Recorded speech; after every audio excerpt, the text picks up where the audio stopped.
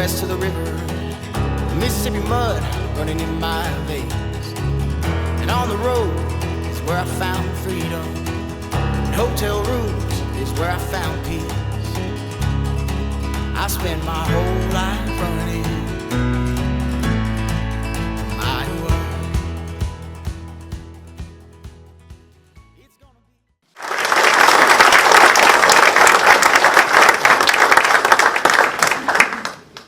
Well, thank you, Maurice, and thank you all for coming.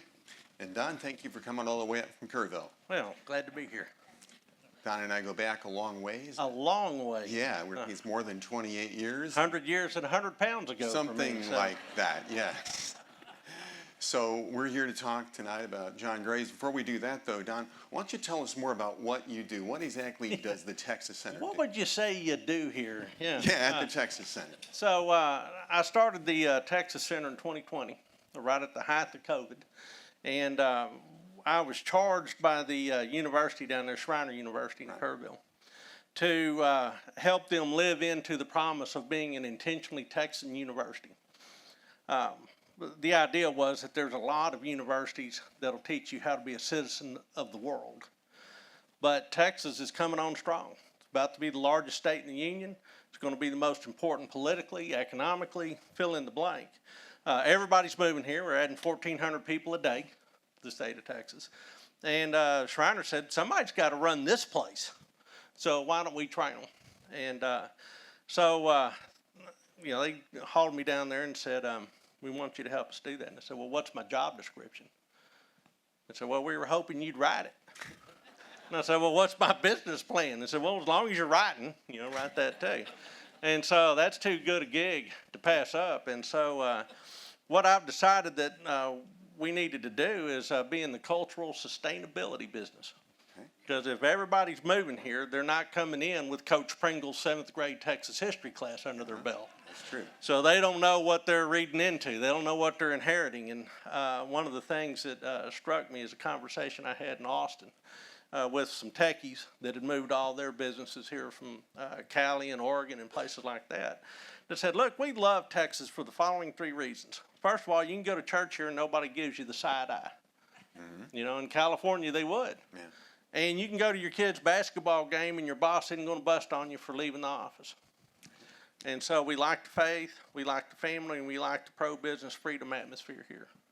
So we like that, faith, freedom, family, but we have no idea how this place exists or, where it came from and why this place is.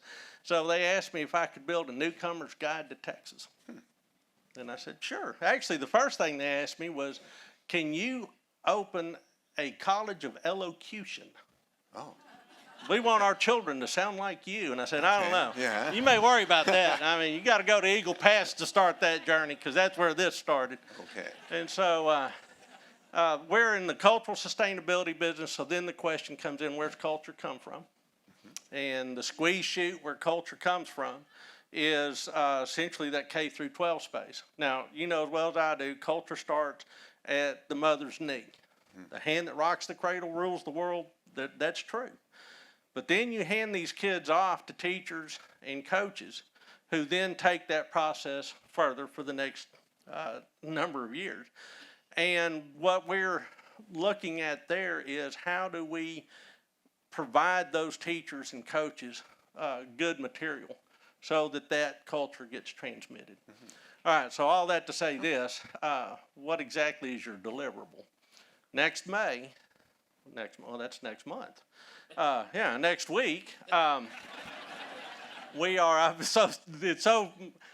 it has been in the future for so long, we're dropping 250 videos on YouTube that'll tell the whole story of Texas 5 minutes at a time, and it'll take you from day 8 of Genesis all the way to last Thursday. And that way, when Coach Pringle learns that he's teaching 7th grade Texas history for the first time ever, because his degree is in chemistry, and he finds this out on the 4th of August, he can turn to our series, and all of a sudden the kids will not be abused. That's good. Yeah. So that's what we're doing. Yeah. Well, I think our audience would be able to tell that I haven't had your elocution course yet. No, you have not. Yeah. No, I have not. Although I will say that my brother claims that I have a Texas accent. Yeah. Yeah. Now I've got to say he has a thick Minnesota accent. So just so you know. Don't you know? Yeah, exactly. That just like that. So okay. Well, so you mentioned your video series, the Yeah. A Pluribus Texas series, and you sent me one of those. I watched it, and that was cool. And cool. I was thinking. That kind of provides a certain context for John Graves and Goodbye to a River and that era and the interests of that era. Can you tell us about that some? Yeah, it does. And so this video series, as you say, provides this narrative arc for the whole story of Texas, where Granbury fits in, where the work of the work of small museums like the one here fit in and can interface. But it also is where Texas culture fits in all these different places. So John Graves has always been one of my favorites. I had the great fortune of meeting John Graves. He was out speaking in Abilene, and when I was out there, and I was asked to introduce him. And he was a gracious gentleman. This giant of Texas literature was just extraordinarily well met. And he and I had covered a bunch of the same ground because, I grew up in the Metroplex, and this was the wilderness when I was growing up. And I spent a lot of time in an aluminum Grumman canoe going down the Brazos from the Possum Kingdom Dam all the way to I-20. So we had a lot to talk about when we met. And John Graves is an interesting cat. He's that product of the 20s and 30s in Texas. And that is a transition period.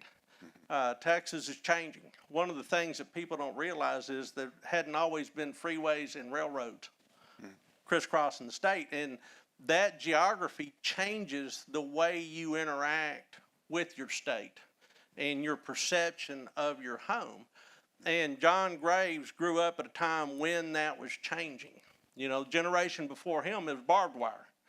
Yeah. Barbed wire all of a sudden made Texas smaller somehow. But he then goes and has this very interesting seminal event in his life called World War II. It's kind of a big deal. And he's in the Marines, and he fights at Saipan, and he loses sight in his left eye from a grenade fragment. So in many ways, he has this sort of Somerset Maugham encounter, that's the British author that wrote, Razor's Edge, about how he just couldn't be easy after that World War I experience. Well, Graves couldn't be easy after that World War II experience. And he's native of Fort Worth. This was his playground. And that generation then plays into this longer Texas narrative arc. But when he finally gets out of his wandering phase, he wants to capture the Texas that he remembered before it was gone. So John Graves was also in the cultural sustainability business. And that's what I find fascinating about that whole process. And he writes his Brazos River trilogy, and he's concerned that, the 50s were a droughty time. Yeah. And so, of course, what the state of Texas did is went overkill and said, we're just going to dam every river and we're going to build all the lakes we can. Well, the problem is Texans like their rivers. We just like them wild. And all of a sudden there was a chance that Texas was going to lose its wild rivers. And so there's a nostalgia. Now, think about what else is happening at the same time. It's not just Graves. But in 1936, we defined what Texas is with the Centennial. Yeah. So that's where we get the idea of Six Flags Over Texas and all that sort of cowboy mystique. And we start really remembering the Alamo. Late 50s, that's when we had the Davy Crockett craze. There's probably people in the audience that wore those coonskin caps as a kid.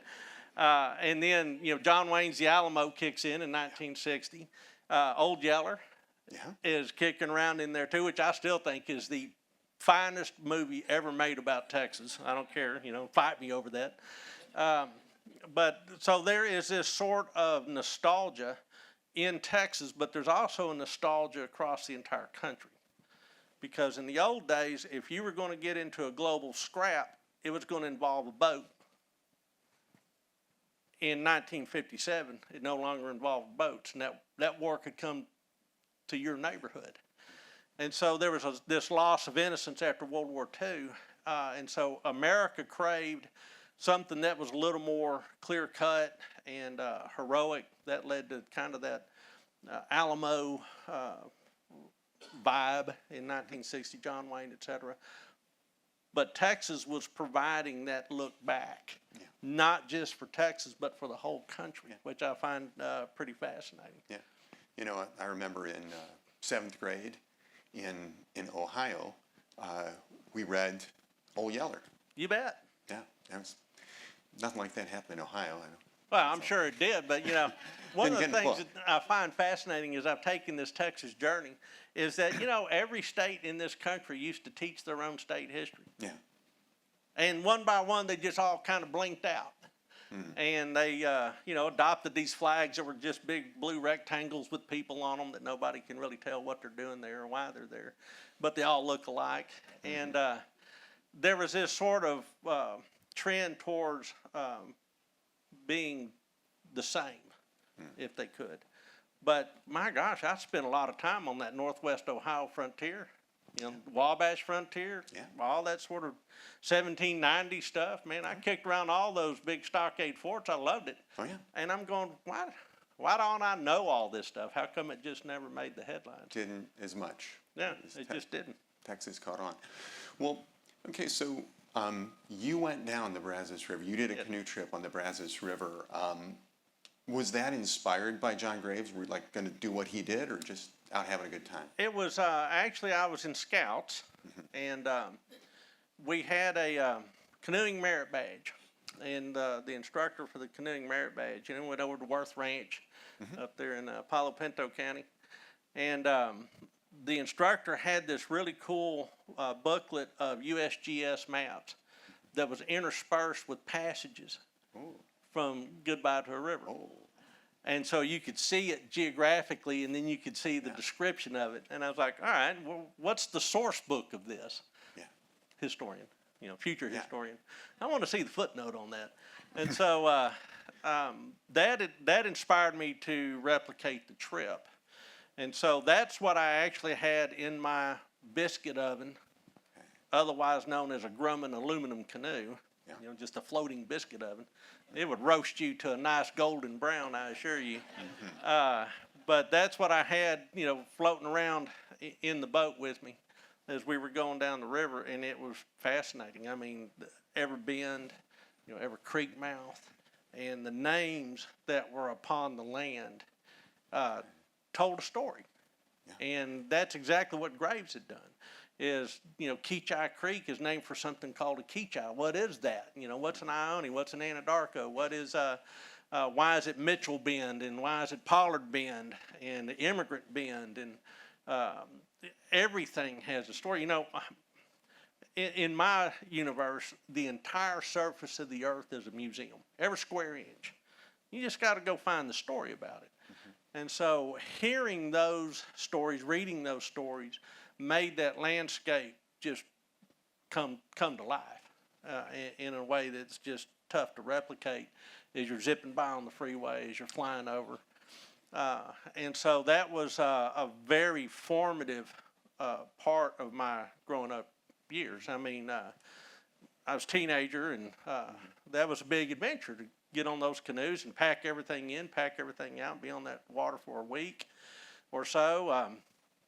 You know, the first trip we took, we'd rented some canoes down below Palo Pinto County, or Palo Pinto County seat, and then went up to Possum Kingdom Dam, put in, and we were starting to cut into that water, doing that J-stroke and all that sort of stuff, and one of my buddies came up, and all he had was a handle, and the blade was gone. It just come unriveted because the guy that had rented it to us gave us a bum paddle. Okay. So I actually conducted my first Black Ops raid shortly after that, because I remembered that over at Worth Scout Ranch, I think the statute of limitations has passed, but over at Worth Scout Ranch, over at the canoe pen, they had crossed paddles on the sign.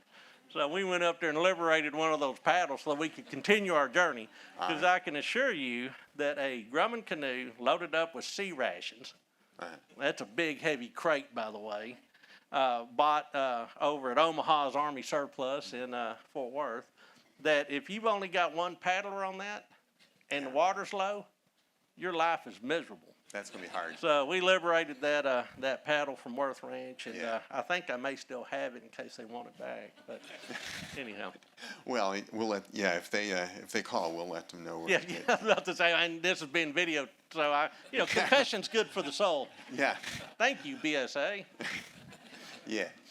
Well, so you've had association with the Brazos River for quite a long time, and then you've read about Graves, and so how has the river has got to have changed in that time, and I know here at Granbury especially we've got the dam now.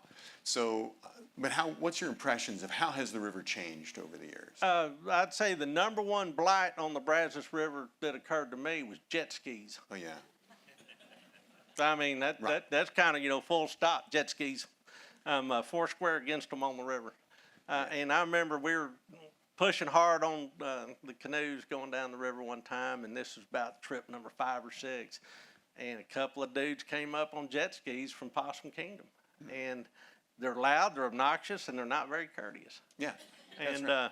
I was going, look, this is the part of the river that's supposed to be serene and cool, and you watch the bend come up for miles as you're heading towards it. And then all of a sudden everything is shattered, and these guys are cutting a fool out there on the sandbanks and stuff, and it's like, there's too many people. Yeah. Well, jet skis are a blight. Sorry if any of y'all like jet skis. Sorry, all you jet ski fans. I really think boats are meant to be propelled by muscle. So. Yes. And a crew that you shanghaied from, Portsmouth. Well, something like that. Yeah. Okay, but any impressions like of just along the banks of the river? Is it built up more?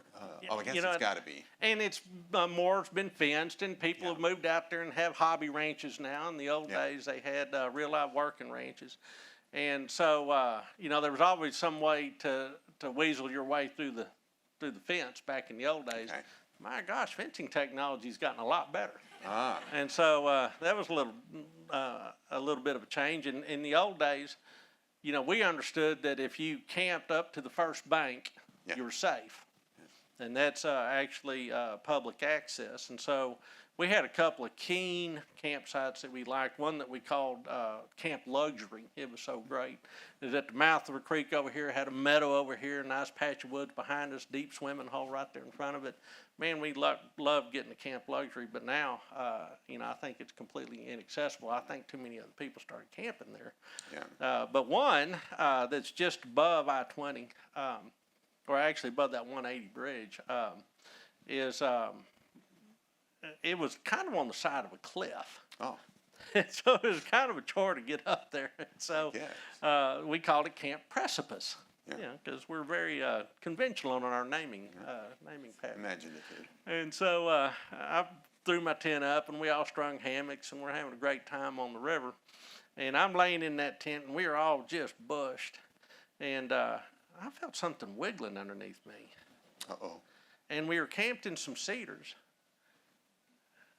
And I just got that tent and threw it over, and we were in the middle of a big pile of copperheads. Oh.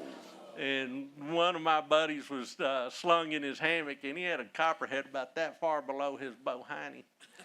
And so I got the pellet gun. I went on a kind of a snake extermination spree, but it was raw Texas. I guess.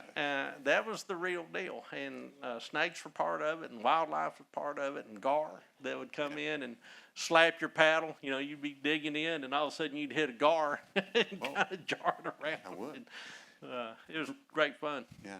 Now Graves did his trip in November, and it got snowed on. He did. It's kind of interesting. It doesn't snow too often in November, at least not in these days. No, we were always in the summer, but we would catch some of these storms. Okay. And, you haven't really lived until you've been on a sandbar in the Brazos, and you get about, 6-inch rise in the river overnight, and you're waking up and the pots and pans are floating out of your tent.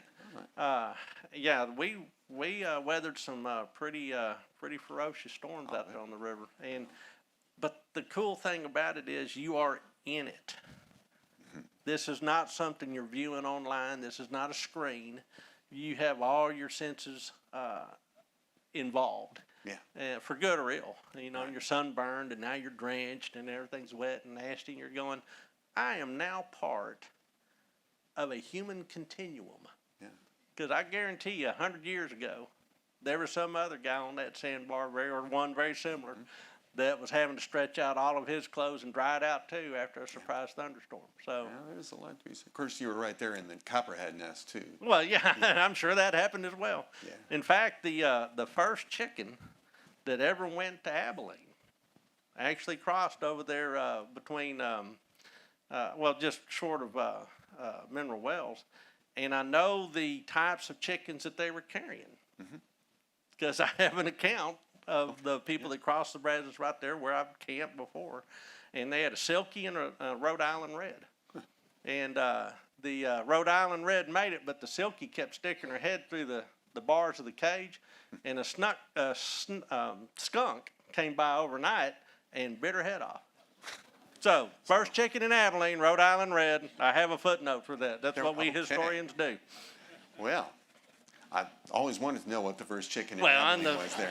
And dead chicken at the Brazos Crossing, too, was a Silky, which is kind of exotic, I thought. Well, yeah.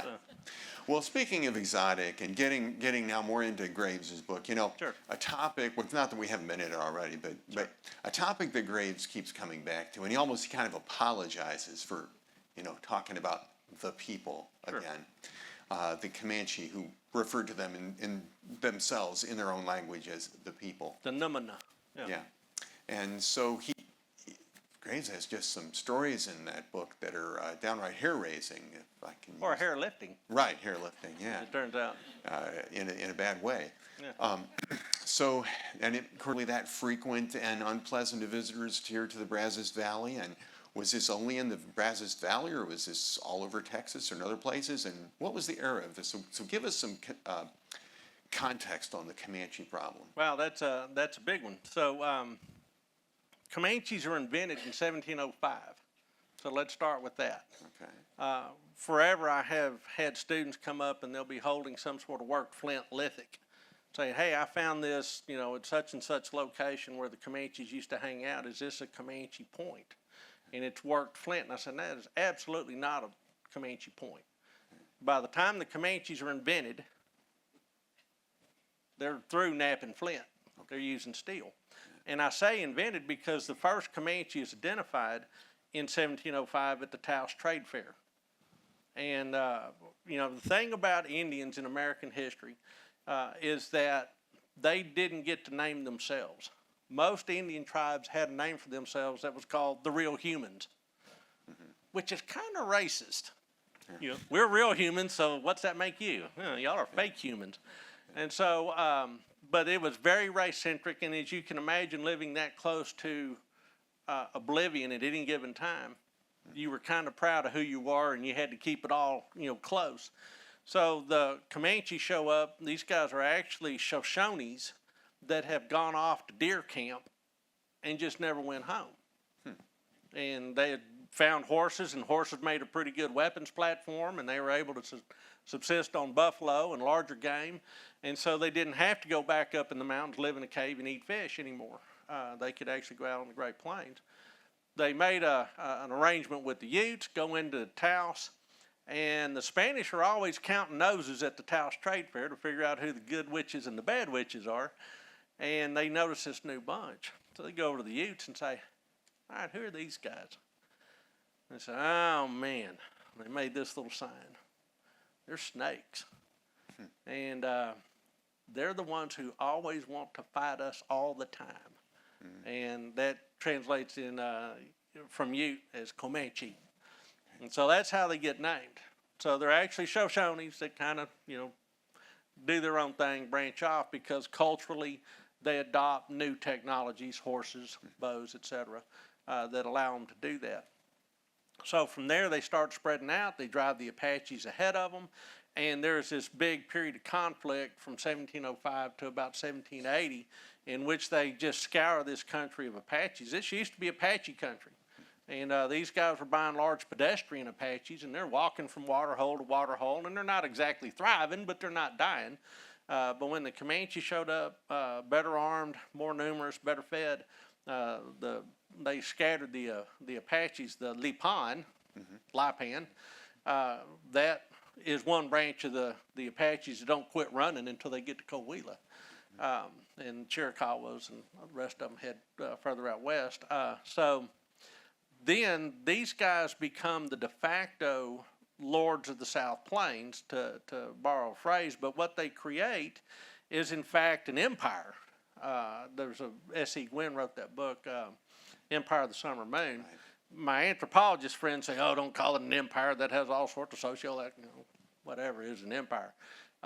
They had a domain that they dominated, that they established hegemony over. It's one of those historian words.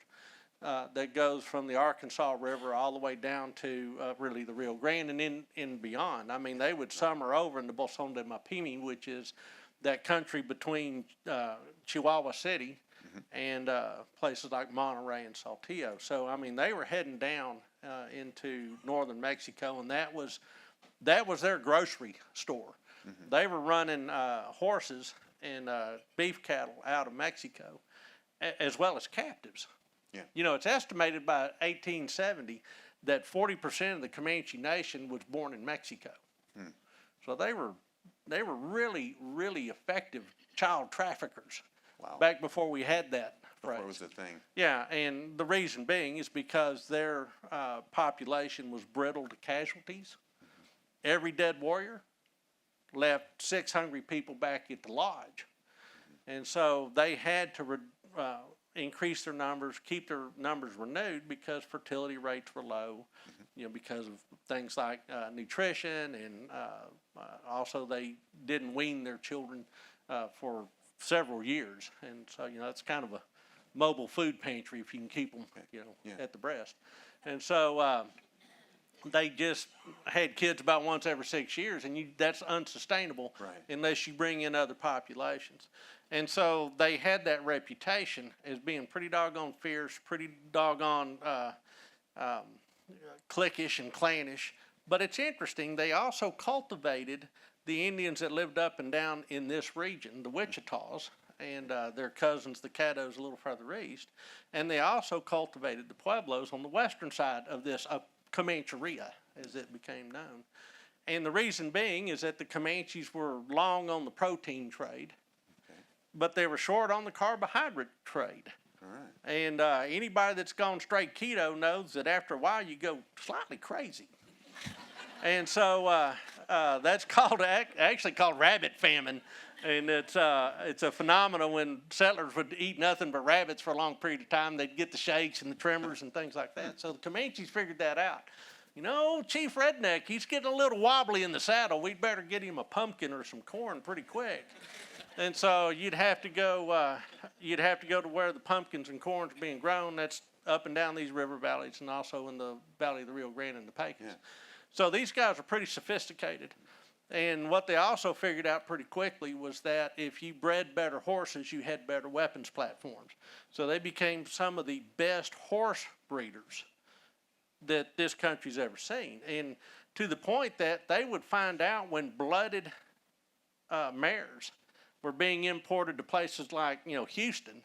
And then they'd start to figure out, well, how do we get some of the sires or some of the offspring from that sire and that mare so that we can introduce them to our, they're pretty sophisticated horse breeders if you're starting to think about, I need somebody that's 1 or 2 generations removed from the great racehorse steel dust, know. And if I can get a faster horse and get it paired up with a good Spanish Mustang, then I'll have a durable horse that's got a lot of speed, and that's going to be the difference between life and death out here on the frontier. The horse was the secret to their power, really. Oh, yeah, it was, absolutely. And it's also the secret to their downfall. Yeah. Because they ended up having so many horses that they had to keep rotating pasturage. And what they ended up doing is a lot of times they were pushing buffalo off their pastures. And so at one time it was estimated, so peak population of Comanches is probably about 20,000 to 40,000. They weren't real good at standing in lines and, call and roll. But that's the estimate, best estimate, and that peak population's about 1780. So that's when that's their zenith. So think about when Texans are starting to encounter them. They're actually over that hump and on the decline.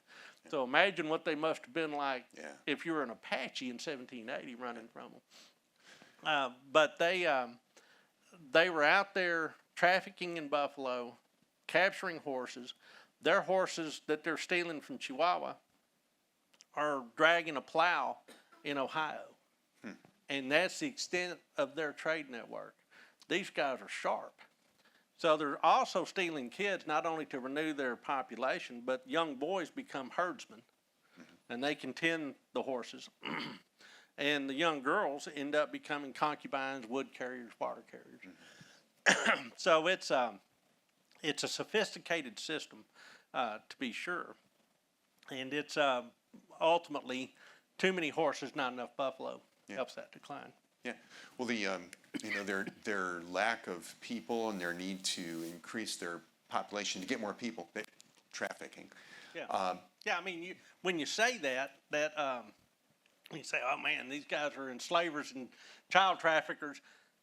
You can imagine the pearls that get clutched in many academic departments.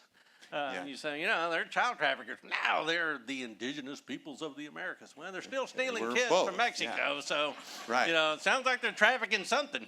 Well, right, exactly. And I think that goes in with the Cynthia Parker story, which is one of the big Comanche stories of the Texas frontier. Sure. Not right here in Hood County, but where's that, Throckmorton County? Well, yeah, they were actually, were you asking where she got snatched or where she got raised? Well, where she got snatched.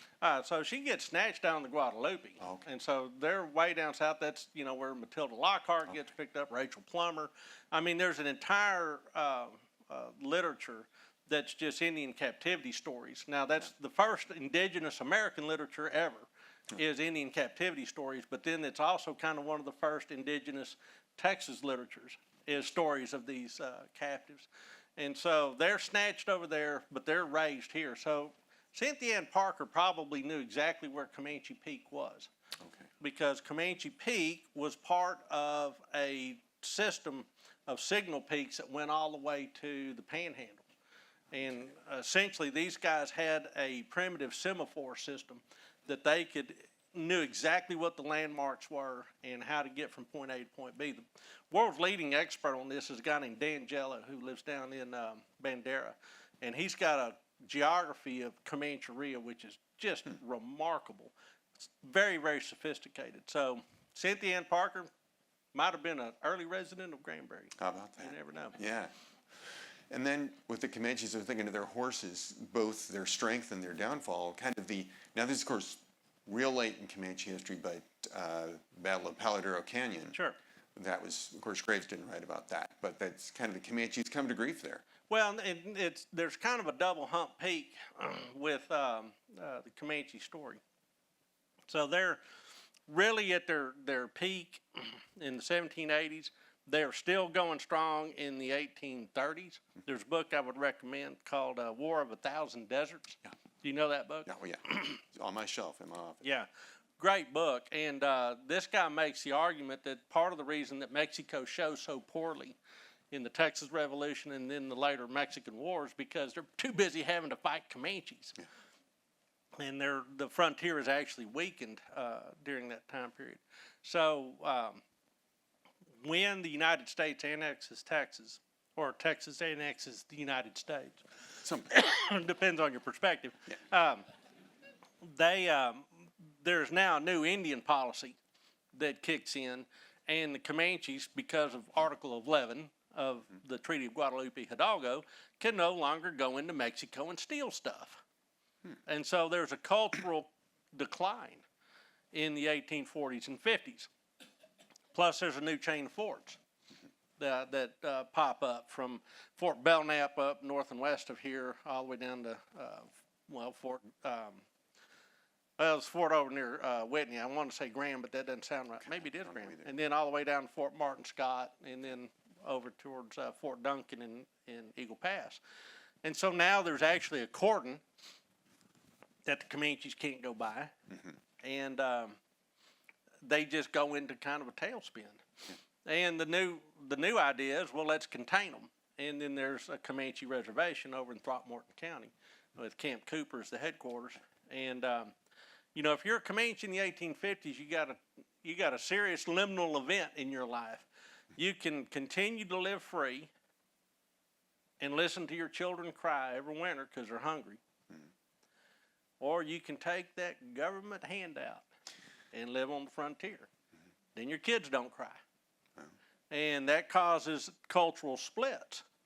And there's a political economy that emerges in which, you know, who's going to get me the goodies? And so there's a leader known as Tecumseh, and Tecumseh says, we're going with the government handouts, and I'll make sure you guys get 3 hots and a cot. And then Seneca said, well, if you do that, you're no longer Comanche.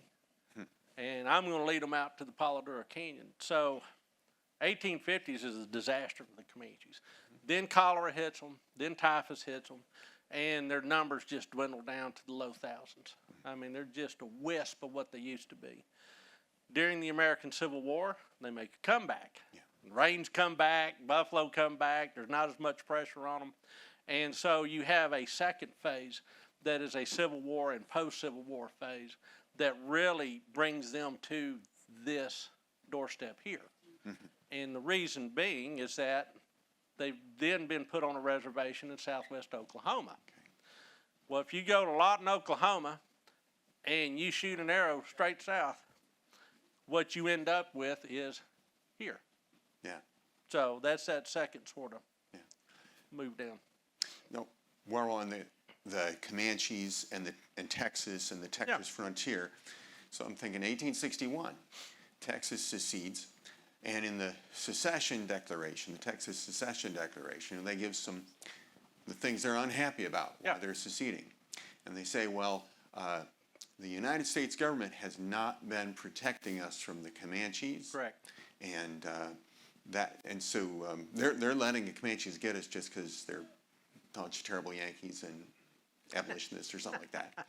So what about that? Has that got any validity? Well, yeah, I mean, they had a very flawed plan for how to contain the Comanche threat. They put the infantry bases forward and cavalry bases about 20 miles behind.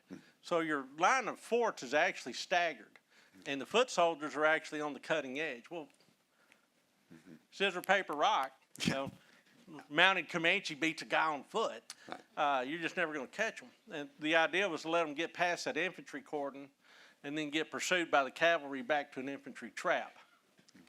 It's a terrible idea. It never works. Didn't work. And it's, you know, government efficiency at its finest. And so I don't think there was any sort of malevolency involved in that. I just think there was good old-fashioned incompetence. And so the net result is my horse is missing. You know, my brother-in-law was bringing in the mares, and now he's over there without any hair because they lifted his scalp, stole the horse. And I want somebody to make right by this. And so you get some sergeant and a corporal and a couple of privates. They come out and take your statement. And that's all there is to it. So it's interesting, in the Ordinance of Secession, they're not only talking about lack of protection from the Indians, but also lack of control of the border. So, you know, everything old is new again. So what ends up flipping that narrative a little bit and brings it more in line with where you were leading that question is after the Civil War, the U.S. Army comes back and reoccupies. All right, so they position all the African-American regiments in the Army establishment at that point in Texas. And that was for political reasons. This is a former Confederate state, so guess what? You're going to get happy with the idea of black troops saving your bacon. And Texans said, well, great, because we still have these Indian depredations going on. And William Tecumseh Sherman said, they're just whining. And Phil Sheridan up in the Department of the Missouri is going, they're just whining. So finally, Sherman said, I'm going to go down there and do an inspection tour. And he starts at Fort Clark. He has 17 Buffalo soldiers as an escort. He goes right up the line of frontier forts. And he's looking around going, I don't see any of these depredations. But at the Salt Creek Prairie, over there near Graham, Texas, he passes a freight wagon that's heading over towards Fort Griffin. And, they doff their hats, say hi. Sherman goes over to Fort Richardson, has a nice dinner. And before the dinner is over, some guy comes staggering in like right out of a John Ford Western with his back full of arrows saying, Indians, And it turns out that Sherman had been within a few meters of getting his hair added to somebody's lodgepole. And he nearly got wiped out over there in Young County. Yeah. And that's when he decided, well, maybe there is something to all this whining. And that's when they decided that, we're going to end this.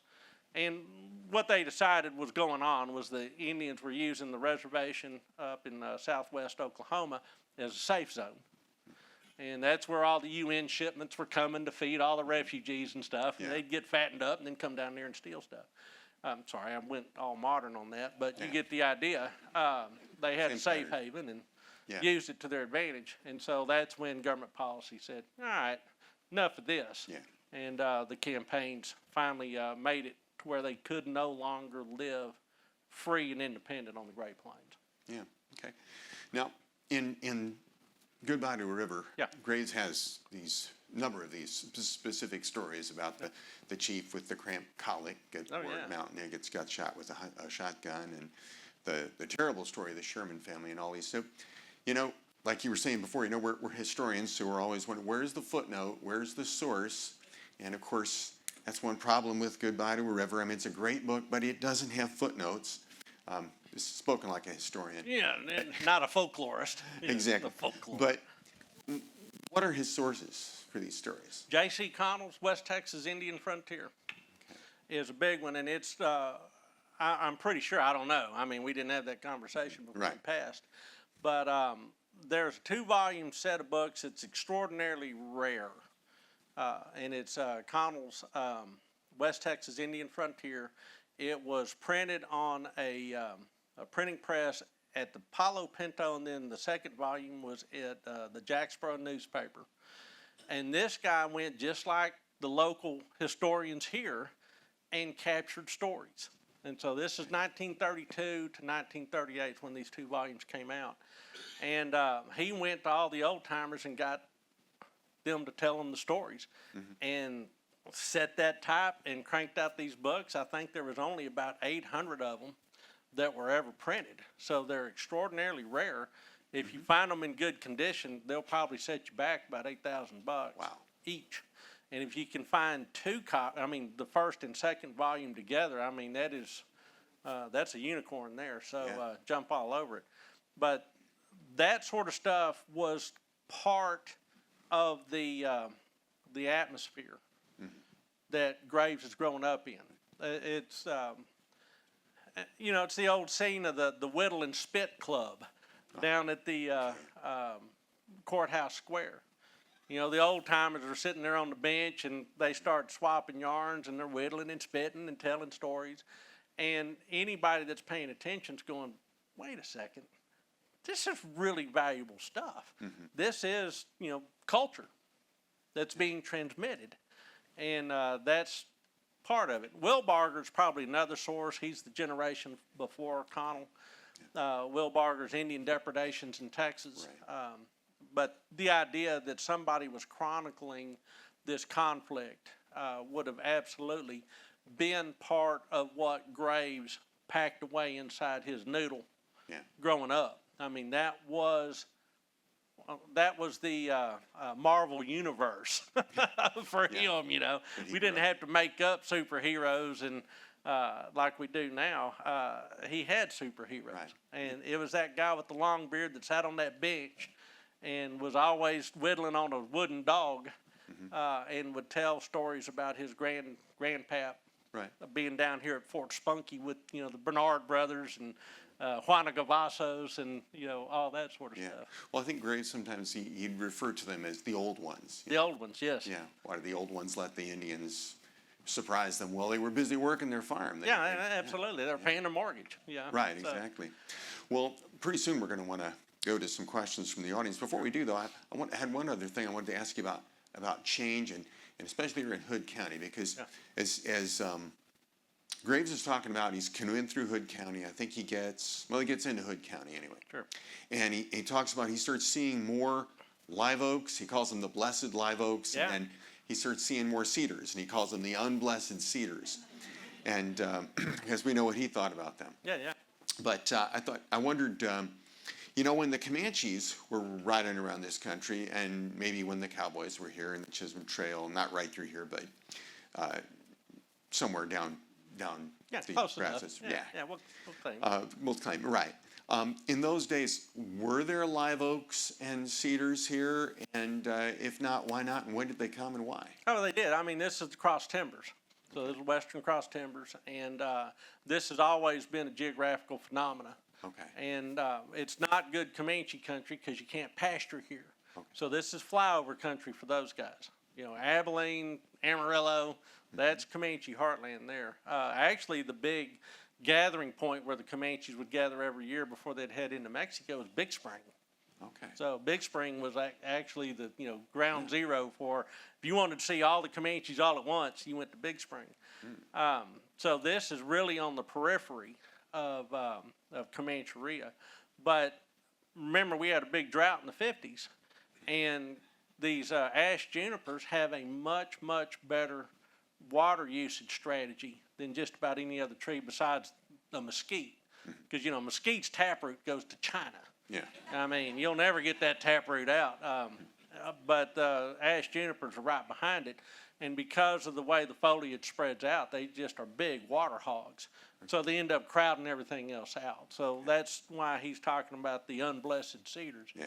And, he was a rancher out here. I mean, he had hard scrabble out here, wasn't it in Somervell County, I think? I think so. Yeah, and, yeah, that's right. And so that's, you have to fight those cedars because not only are they good at water strategy, but they're also good at reproducing themselves. Right. Not to mention that, down there where I live in Kerrville, you'll wake up on any given spring morning and you'll think there's a fire up canyon. Not fire, that's pollen. Yeah. Yes. And you just see the clouds of that pollen go by. And so I imagine, you got red rimmed eyes and you're sneezing all the time. Yeah. You're cussing the cedar. So the picture that I get then is like we've got here the cross timbers. Yeah. And Comancheria is mostly out to the west of here. Right. And then the Comanches raid into this area, into the Brazos Valley and commit those terrible depredations, grab people, grab cattle, horses, and so forth. And that's really a Civil War and post-Civil War phenomenon. Okay. So before the Civil War, before the United States made it illegal to kill Mexicans for Comanches, Okay. Said y'all can't go raiding Mexico anymore. You got to quit raiding the haciendas. You got to quit killing campesinos. Most of their raids started out in Big Spring, went right through Sanderson, went to the Bolson de Mapimi, and then spread out from there. And they liked raiding into Mexico because Mexicans didn't follow them. Okay. All you got to do is ride into an ambush once or twice, and you learn your lesson. Yeah. And you're looking out over the walls of the hacienda going, I've got so many speckled cattle, I got so many horses, y'all can just have them. I value my grandchildren too much to send them on a raid.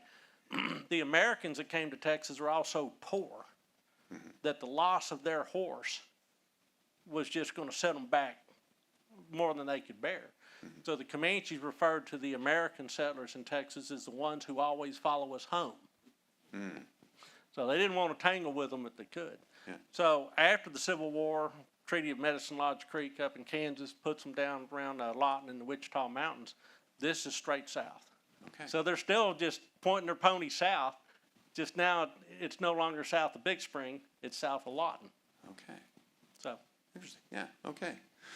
Well, good. So now we want to take some questions from the audience, but now before I'm going to be able to see anybody out there, we're going to do something about these lights because I can't tell if they're... People here, My Steve, I thought it goodness. was just you and us.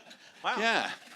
What do you know? I thought they must have all got up and left by My now. gosh, they're all so quiet and polite. They are. That's good. Well, okay, does anybody have any questions? Back there, I see a hand. So you said that the arrowheads that we find are not Comanches. So who are they? All right, yeah, Let me repeat that question because they told me I have to repeat all the questions so that the folks that watch on the video will be able to see it. Sure. So she's asking if the arrowheads that we find, they're not Comanche arrowheads, right? yeah, the chances of them being Comanche arrowheads are really, really remote. And probably if you've got a work lithic that's about this size, that's probably an atlatl point. That's actually a dart point. That's a shoulder launched spear that goes back to about 5,000 BC. And you think, everybody goes, 5,000 BC, that's like caveman stuff. Well, you think that these people are out here napping flint every day. And they're napping, 10, 20 points. They break half of them, throw them away. They'll get a big pile of them, they'll cache them. Maybe they remember where they put them, maybe they don't. But multiply that, times, 1,000 Indians times 10,000 years and figure out how many arrowheads got napped. And you start to figure out, oh, no wonder I'm finding arrowheads every time I go out there and plant tomatoes. Yeah.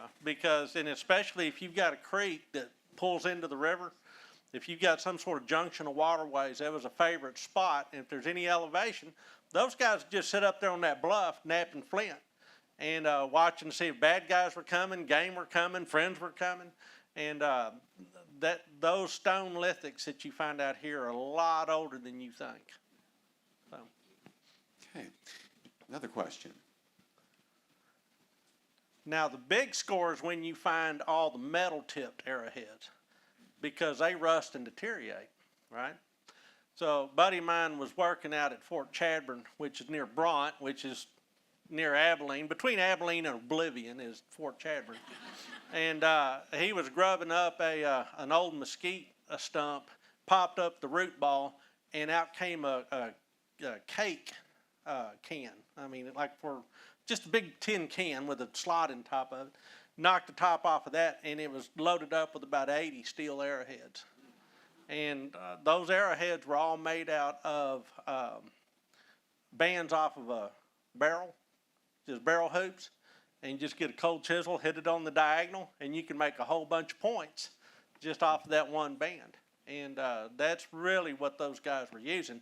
But, the weapon of choice would be some sort of lever action repeating firearm. So. Right. Yes. So did the lever action repeating firearm play very heavily to the diminishing of the Indian? Okay, so the question is, did the lever action repeating firearm play a very role in their downfall, or? Yes. Yeah, in their downfall. No, absolutely. I mean, the guy with the most bullet wins. And that's always how it works. The United States Army never did really adopt that lever action firearm. In fact, the only world militaries that adopted it were the Turks, I think, used it against the Russians with some effect. But the United States Army decided that if you gave soldiers too many bullets, they'd just shoot them. And then they got to be accounted for, and somebody has to get an appropriations bill passed, and so you just give them one bullet at a time, make them stick it in the back, and that's good enough for our fighting men. It's really just what ultimately contained the phenomena was they couldn't keep up. There's just too many of us, and they just got outbred.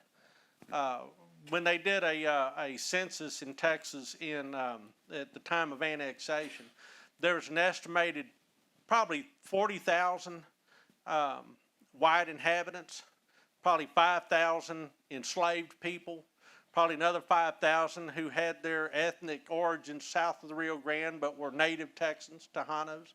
But there was also about 40,000 indigenous too. So in 1840, it was a 1-to-1 ratio.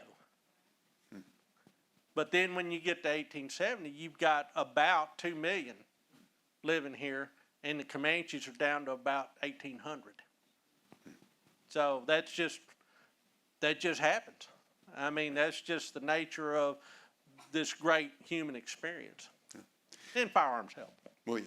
That's interesting, you mentioned the demographic thing, Yeah. because that's a thing that we're also hearing about today, that China is in a demographic death spiral. Oh, yeah. That Russia's in a demographic death spiral. Oh, and Korea, yeah, they're some about to other be a places. wasteland, nobody Right. living there, yeah. Yeah, and so it's kind of different. The whole countries, there's a lot more people involved, but Yeah. demographics seems to be fake to some degree. Well, and the demographic cliff is, driving institutions of higher learning crazy. Yes. Because there's fewer students that'll be going into college, and so the competition gets to be very, very keen.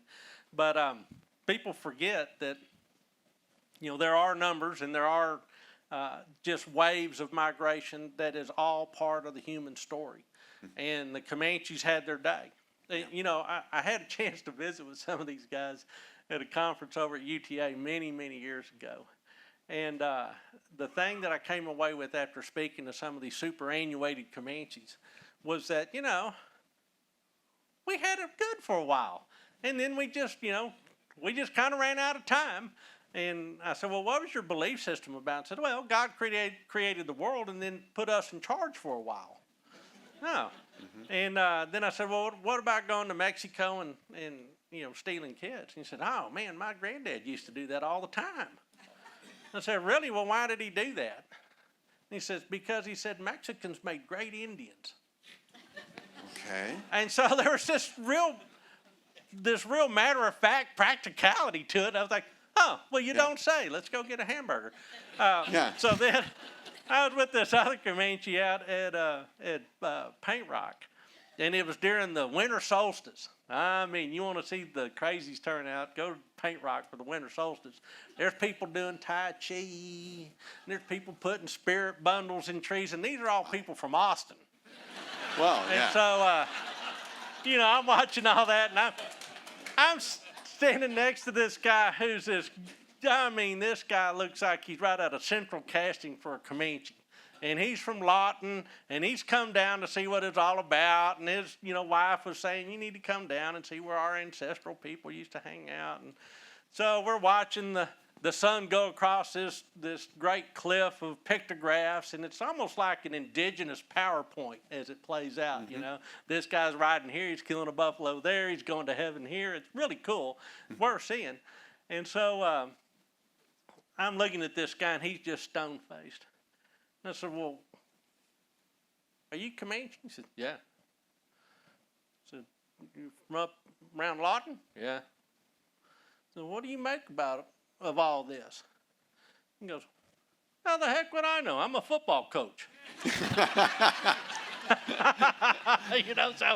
There I was being kind of inadvertently racist myself, just assuming that if you're Comanche, you're into all this stuff. No, man, I can tell you how to really run a good wishbone, though. There you go. Yeah. Yeah. Oh, that's interesting. No, it's something you said there made me think of, they used to have those T-shirts that said "Keep Austin Weird." Oh, yeah. And then I was down at College Station. I was in the bookstore at A&M, and they were selling T-shirts there that said "Keep the Weird in Austin." Yeah.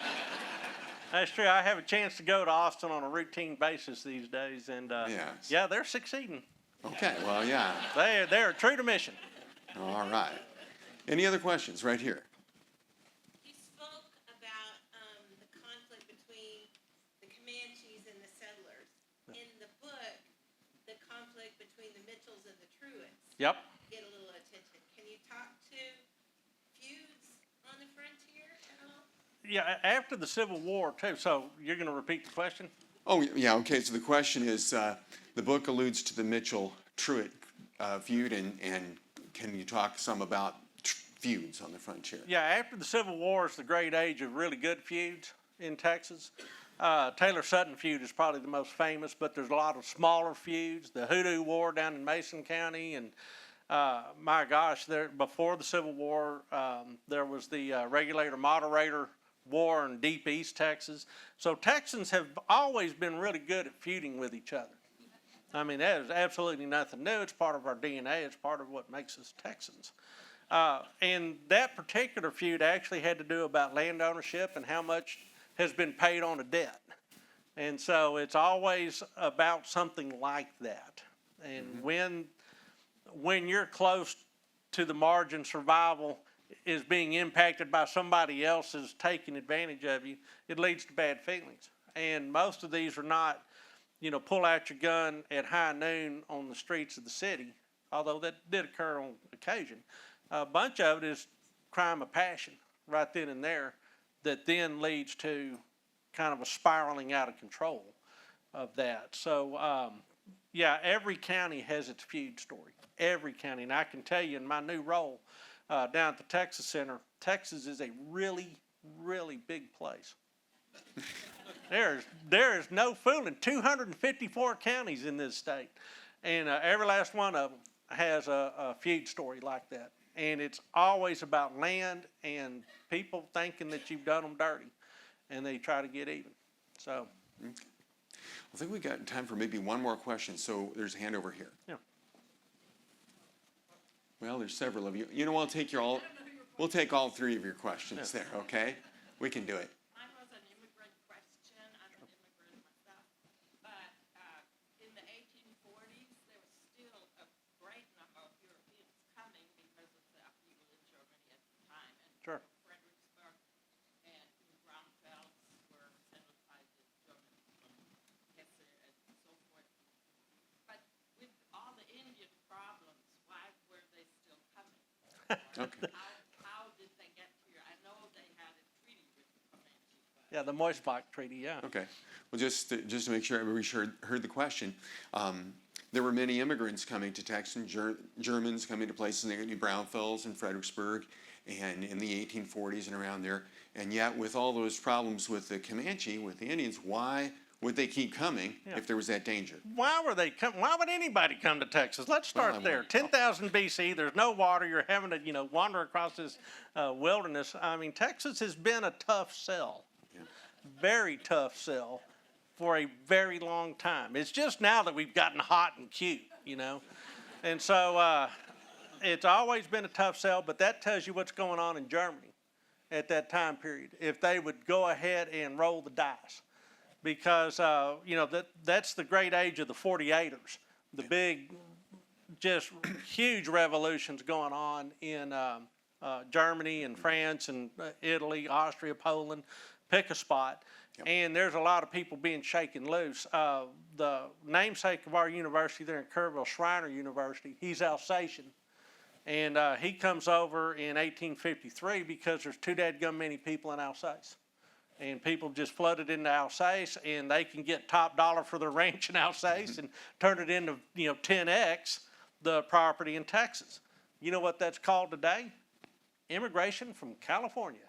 Oh, okay. Because you can sell your house in Cali and buy 4x the size house here and pay cash doing it.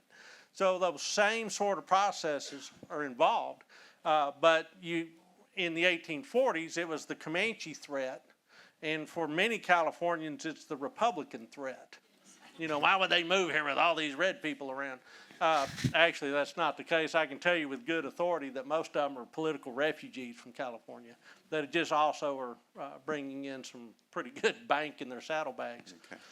But immigrants have always made Texas. Let's be 100% clear on that. And everybody in this room has some sort of immigrant story to Texas. Mine is Scottish, mine is Southern, mine is, people from Saltillo. We all have an immigrant story. The question is, how do we read them into the story? We want them to be part of this story and add their chapter to this story. We don't want them to replace the story. And so that's kind of what's cool about those German immigrants is they cut ties with the old country. And they threw in thick or thin. And that's where Texans come from. Okay. Thank you. All right, over here. So, I read the Macatee River a while back, and the stories that were in it led me to like 4 other books. Sure. And one of the things that caught me is your story. I ended up reading 7 Years a Slave after that book. Sure. And hearing from the man who was 7 years a slave with the Indians, why he didn't want to live with white people anymore. Sure. And how is that to be? I mean, what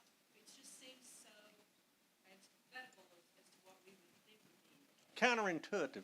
I'll repeat the question. So, Okay, you go ahead. so the question is, why would some captives choose to identify with their captors? I think that's summarizing what you're talking about.